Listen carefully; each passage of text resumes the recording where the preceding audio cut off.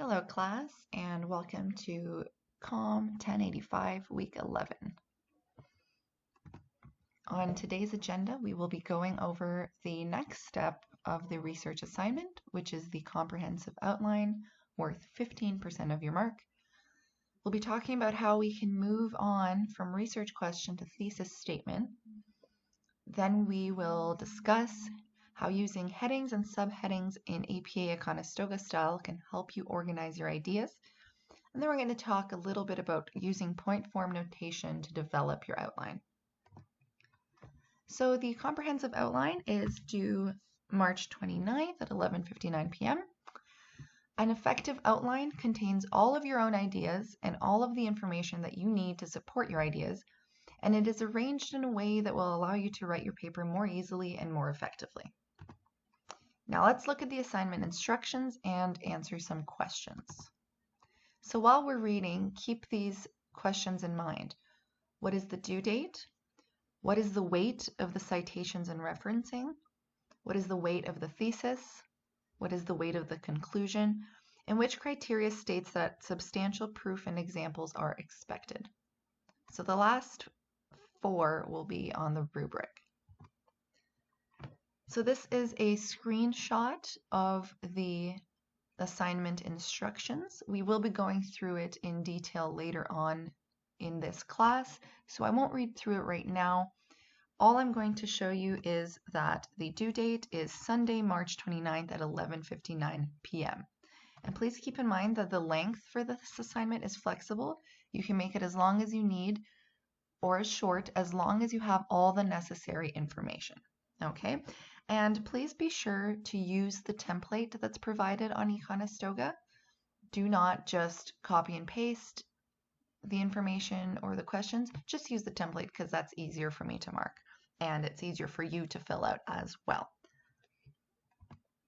So this is the rubric. If you look along here, it tells you all the evaluation criteria. And the first column, which is exemplary, is 3 points. So to get 3 out of 3, these are the things that you need to do. If we look here at body support, in order to get 3 points, each main point has substantial proof or examples to support it.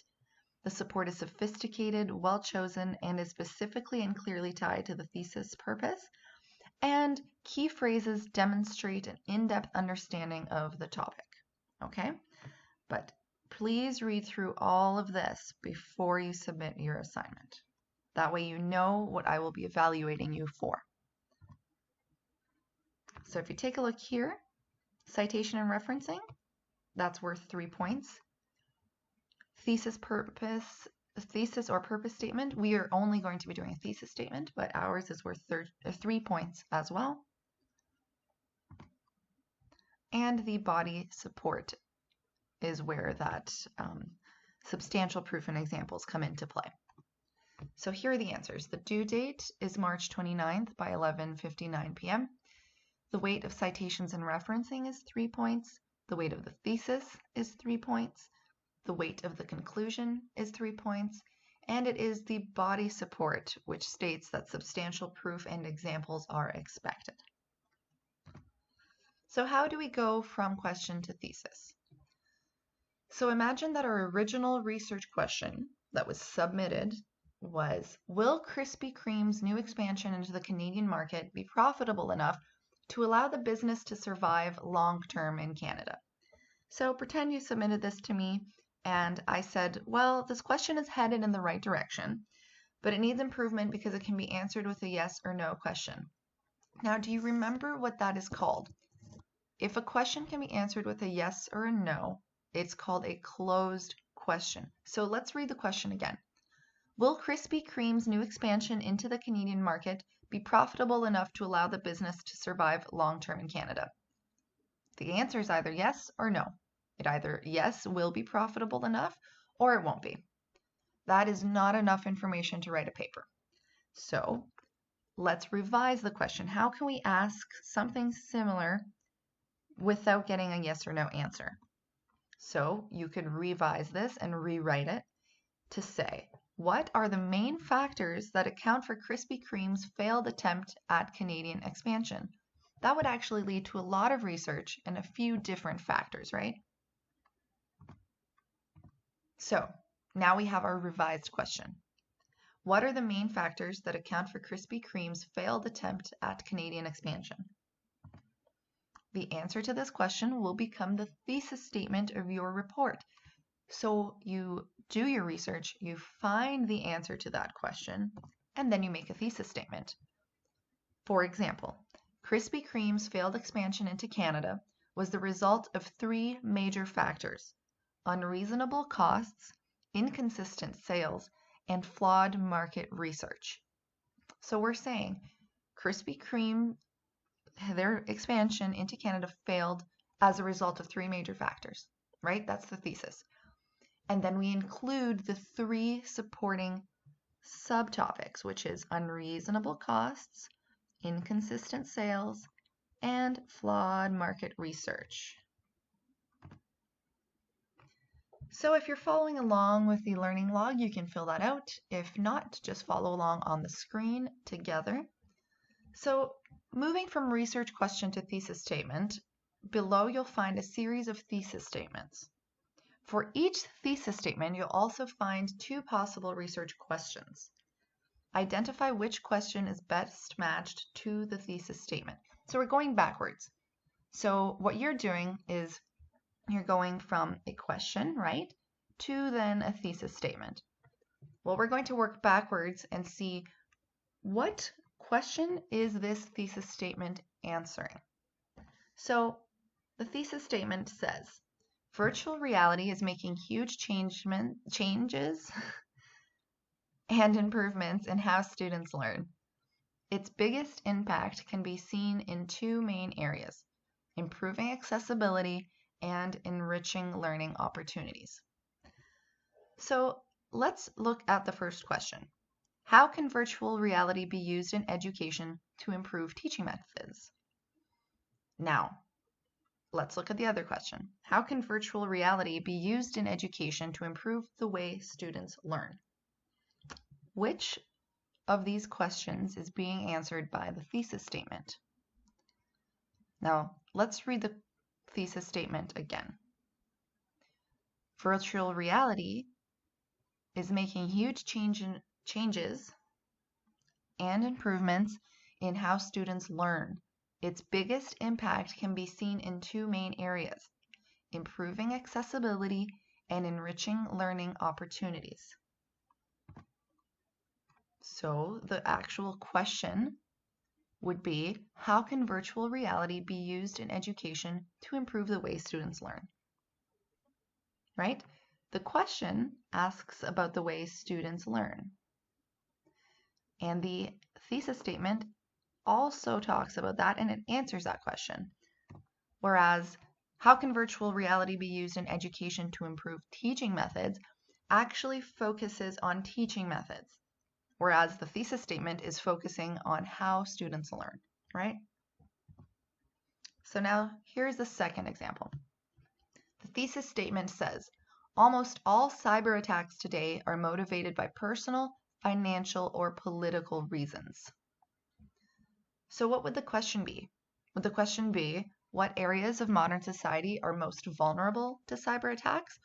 Or is the question, what are the most common motivations for cyber attacks today?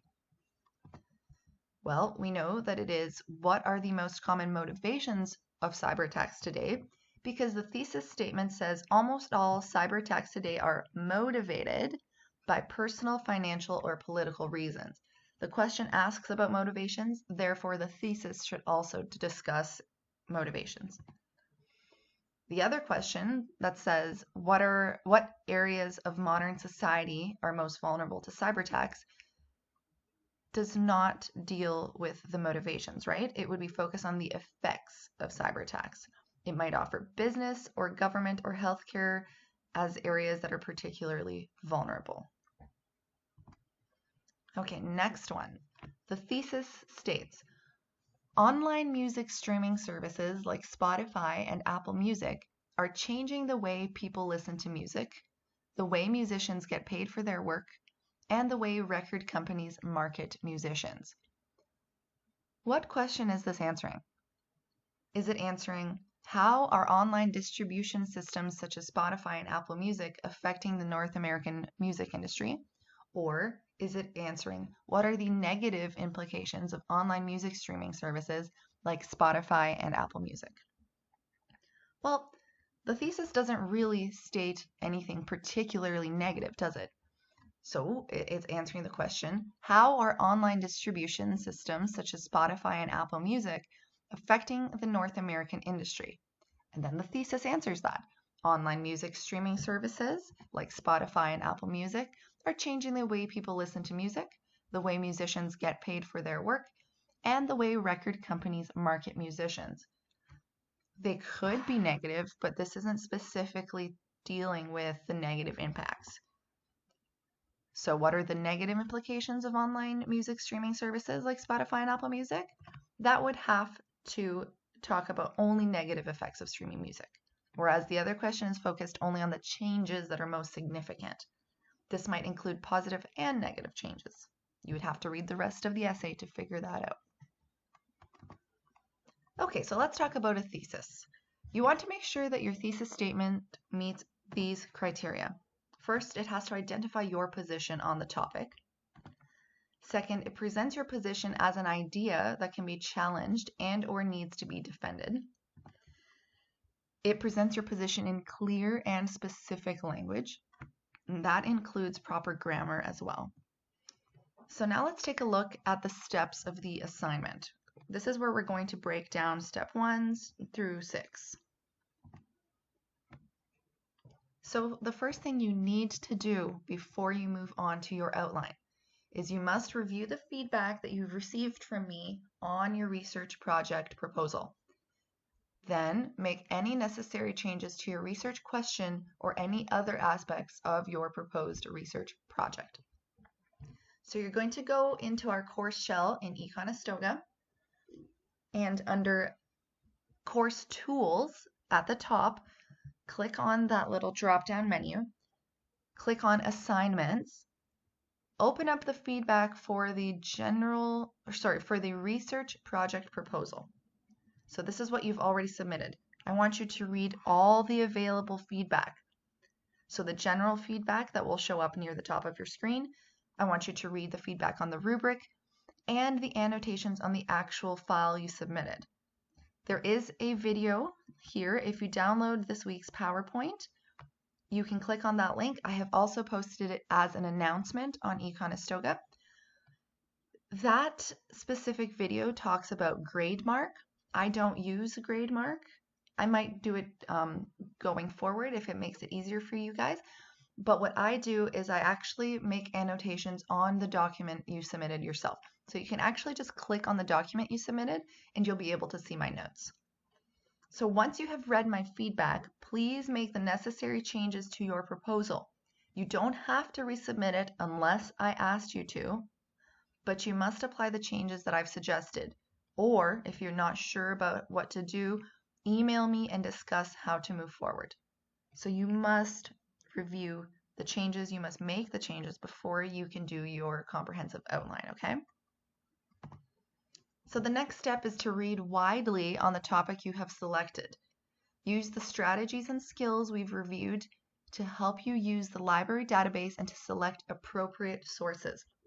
So last week we discussed in great detail how to find appropriate sources. We talked about the CARS tool. So I want you to go back and refer to week 10. You can watch the PowerPoint, you can watch the video. You can also use any online course shell materials that you found useful and really get a good grasp of how to find good sources for your research. You may already have 3 really great sources, but you should try to expand and maybe find some more. So make sure to use a wide variety of sources. You can't use only online newspapers and magazines. Try to find academic journals, government websites, things like that. So while you're doing your research and you find something that's going to be useful, record the bibliographic details. So when you identify text that helps you to answer or address your research question, record its bibliographic details. What does that mean?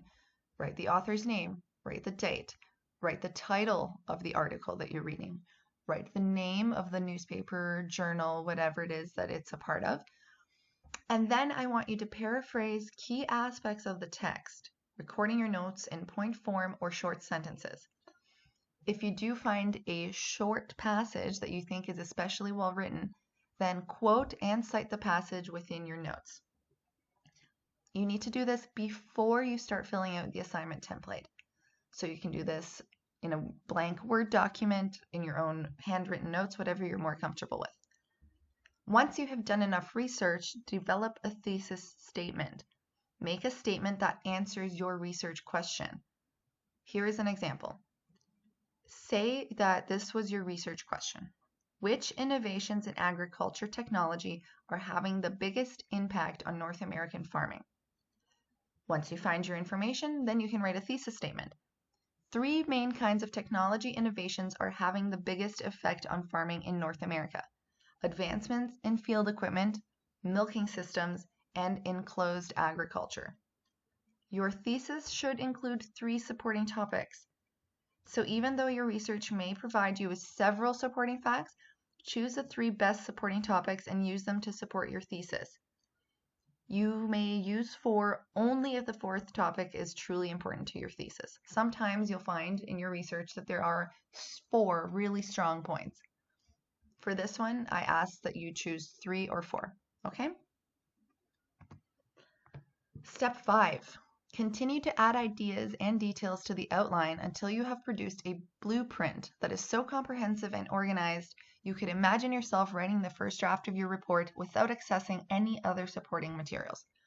So in other words, a complete outline will include both your main points and the supporting details, examples, text references that are needed to develop and reinforce your ideas. It's a little hard to see here, I got a formatting problem, but this is how your outline will look. So this is the template. It gives you instructions as you go. So A, introduction, identify your revised research question. So double check your instructor's feedback on your research project proposal. This is this person's question. Which innovations in agriculture technology are having the biggest impact on North American farming? From there, write in your thesis statement. 3 main kinds of technology innovations are having the biggest effect on farming in North America. Advancements in field equipment, milking systems, and enclosed agriculture. Next, this is what would become your introductory paragraph, right? So we want to establish the context. So for example, what facts, events, problems, etc. should the reader know about so that they can better understand and or care about your topic. Try to be specific and avoid making general assumptions. So try not to say things like people think or everybody knows. So here's an example of this person's lead up to their topic. They wrote in short sentences, they use point form and symbols where needed. So they say that farming and technology is a controversial topic among farmers. Some farms have state-of-the-art technology, believe that it is the best method. Other farms use technology from the early 20th century. They do not want to upgrade to newer technology because they doubt it will help. So this person gives an example of a personal story about his uncle using a John Deere tractor with no cab and very old equipment to go with it. Meanwhile, his neighbor has all the new equipment and technology and consistently updates his farm. He thinks it makes his yields higher. So how does one know where the best practice resides? Does all farm technology make a difference? Then this person's putting in their thesis. And in this personal example, they wrote their thesis. 3 main kinds of technology innovations are having the biggest effect on farming in North America. Advancements in field equipment, milking systems, and enclosed agriculture. Is this personal example likely to make the reader feel like they are about to read an objective analysis? No. So you can start off with what this example did here at the top, right? But don't use personal examples. You want your reader to feel like they are reading something objective, something analytical. So a personal anecdote is not really appropriate, okay? Check that all paraphrased text references are indicated with in-text citations, that all quotations are indicated with signal phrases, quotation marks, and in-text citations, and that you have included a reference list in APA at Conestoga, which indicates all the text you have used in your outline. So here's just an example. This person's writing about the effects on yield. They paraphrased, but they used information from a source. So here's the in-text citation. Great. So those are steps 1 to 6. Step 5, I gave you an example of how you could fill it out. And then I also provided you with something not to do. Don't use personal examples in your essay. So, what is the purpose of an outline? We can compare writing a paper to cooking a meal. So before a professional chef begins to assemble a meal, they will first ensure that they have prepared all of the ingredients that they need. They've laid them out before, and they make sure that the ingredients are washed and cut and portioned so that the actual cooking consists mostly of combining the ingredients according to the directions, right? So having everything cut up and measured first allows the chef to avoid costly interruptions. Imagine if they had to stop what they were doing so they could run to the market, buy a missing ingredient, cut it up into pieces, and measure the appropriate size. It would certainly make for a less enjoyable cooking experience, and it might actually affect the quality of the dish while the rest of the food sits waiting. Outlines will do the same for you.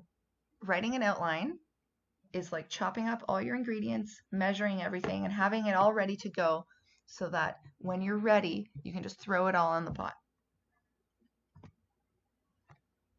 So writing an outline is different from writing a draft of a paper. In fact, you can think of an outline as more of a sorting exercise rather than a writing exercise. The goal is to put relevant pieces of information into logical groups. We can use headings and subheadings to help us organize our groups of information. The headings and subheadings act like buckets or a folder that you can use to contain the information that we acquire. We want to organize our main ideas and supporting ideas in a consistent and logical way so we can put ideas in the appropriate place. APA at Conestoga provides instructions for developing headings and subheadings in a consistent way. To communicate how ideas fit with each other, we can use visual cues. So you can use spacing, boldface, indentation, and many other tools.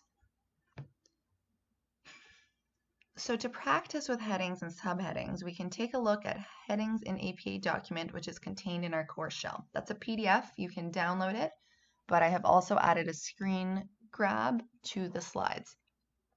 You can also find a version of this activity in the new COMM1085 online content shell under week 11 content.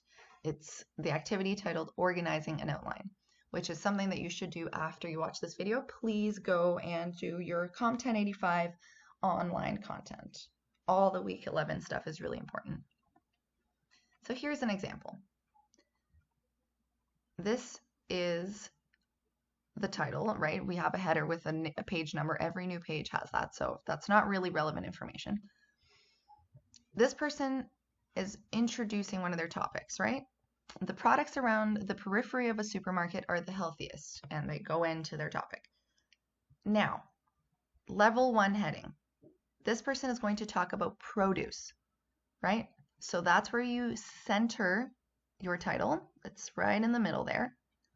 You use bold lettering, and you use title case capitalization, which is capitalize all the key words. You don't need to capitalize connecting words like of or the, but every key word has to be capitalized. So that's a level 1 heading. The level 2 subheading, now they're going to talk about many kinds of fruit. So produce is a big category, right? So one type of produce is fruit. So that is a level 2 subheading. It is left aligned. So it's right along the left side of your paper. It's also bold, and you also use title case capitalization. So produce, one type of produce is fruit. One type of fruit is apples. So that's a level 3 subheading. When you're doing a level 3 subheading, you want to indent it. So see how this one is along the left here? If you hit the tab button, which is above the caps lock button on your keyboard, it will move it in one space to the right. It should also be bold, and the sentences should be capitalized, the word apple, but the rest of the sentence does not have to be capitalized. And you should end it with a period. So we start big, we start with produce. One type of produce is many kinds of fruit, right? And then one kind of fruit is apple varieties. So this is how it follows. Centered, left aligned, and then indented one space. So what if you wanted to add a different kind of fruit? We've got plenty of produce in the middle. We've got many kinds of fruit on the left here. And then we've indented apple varieties. And if we want to write about citrus fruit, we would follow the same format as apple varieties because that's just a different type of fruit, right? Now, we're going to talk about a different type of produce. So it's not a fruit, but it's still produce. So we would start a new subheading called various vegetables. And just like fruit, it is left aligned, right? Right over on the left there. So now a subcategory of vegetables is dark leafy greens. We indent it one space to the right. Then we've got root vegetables that follows that same indentation there. Now we're going to start something completely different. We're going to talk about great grains. They are not a type of produce. So that's where you do the subheading 1, the centered one. Then you go in to the next one, wheat products, right? That's a type of great grain, and that will be left aligned. So I hope this example helps you visualize what your headings and subheadings should look like. Now let's talk about using point form notation. Point form is when you use incomplete sentences. Sometimes you leave out certain connecting words. It's just very simple language.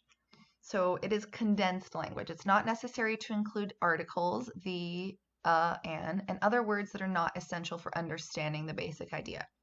So make sure your writing is still understandable to you and to me, but you don't have to write full sentences. You want to use indentations and lists, right? Just like we just talked about.